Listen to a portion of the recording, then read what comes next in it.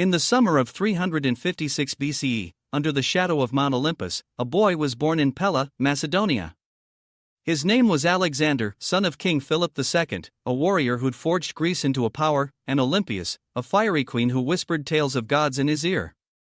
They said Achilles, the hero of Troy, flowed in his blood. Maybe that's why, even as a child, Alexander dreamed bigger than the world he knew. By 13, he sat at the feet of Aristotle, greatest mind of the age, learning war, wisdom, and the stars.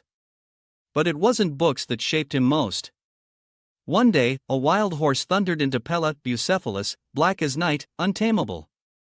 Men failed, but young Alexander saw the beast's fear of its own shadow.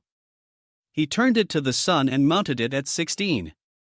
That horse would carry him to the ends of the earth. Then came 336 BCE. Philip, celebrating a wedding, fell to an assassin's dagger. Some whispered Olympias' hand was behind it. At 20, Alexander seized the throne. Greece, restless under Macedonian rule, rebelled. Thebes defied him. His response? He razed it to the ground, sparing only the poets' homes, a warning in ash. The city-states bowed. Alexander was king, and his eyes turned east. Across the Hellespont lay Persia, a sprawling empire under Darius III, rich with gold and armies vast as the sea. In 334 BCE, Alexander crossed with 40,000 men, small against Persia's might. At Granicus River, he charged headlong into the enemy, his spear flashing.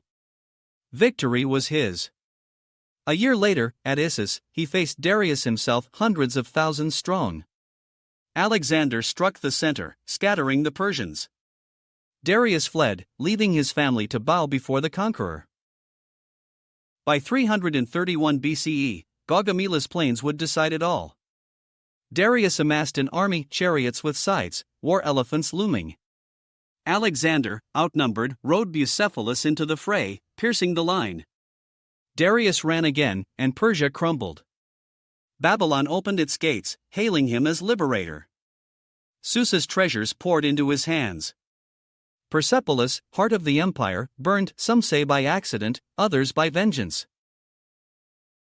He was 25, and the world knelt. But Alexander wasn't done. In Egypt, they called him Pharaoh, son of Ammonius. He founded Alexandria, a beacon of Greek culture by the Nile. Then east again, through Central Asia's deserts, over jagged mountains. Cities fell, Samarkand, Bactria. He married Roxana, a warrior's daughter, binding east to west. India called next. In 326 BCE, by the Hydaspes River, he met King Porus, tall as a giant, with elephants like moving fortresses. Rain lashed the battlefield, mud swallowed boots, but Alexander outflanked them. Porus fought bravely, yet surrendered. Impressed, Alexander gave him his kingdom back, a king's respect. But here, his men broke. 10 years of marching, wounds, and storms, they'd had enough. No more, they cried. For the first time, Alexander turned back. The return was brutal. Through Gidrosus desert, heat and thirst devoured his army, thousands died, their bones bleaching the sands. Bucephalus, too, fell. Alexander named a city for him, a tomb for his friend. In Babylon, 323 BCE, he rested or tried. Fever gripped him. Some whispered poison, old enemies, jealous generals. At 33, he lay dying, his generals begging, "Who inherits your empire?" His answer, "To the strongest." Then silence. He was gone. No heir, no plan, his empire split like a cracked shield. Generals, Ptolemy, Seleucus, carved it up, fighting over scraps. Yet what he left wasn't just ruins. His cities thrived. Alexandria lit the world with knowledge. Greek mingled with Persian, Indian, Egyptian, a tapestry called Hellenism. In 13 years, he'd reshaped history. Alexander the Great, son of a king, student of a sage, tamer of horses, breaker of empires. A man who chased the sun and caught it, only to fade like a star at dawn.